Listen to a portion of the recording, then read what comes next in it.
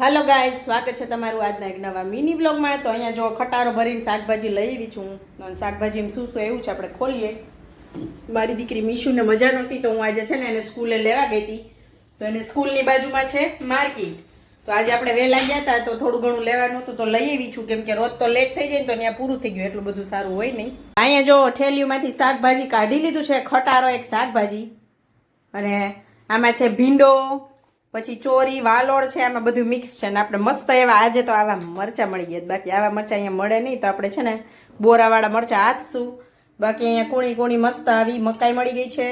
જામફળ, ટમેટા, બટેકા, ડુંગળી, તુરિયા, અહીંયા મોટા મોટા ઓળાના રીંગણા છે, પછી મેથી છે, લસણ, અને આ મૂળા છે. તો આપણે અને અહીંયા છે લીમડો અને કાચું પપૈયું છે, તો એનો પણ સંભારો બનાવશું. આપણે બનાવશું એ ગાંઠિયા હારે.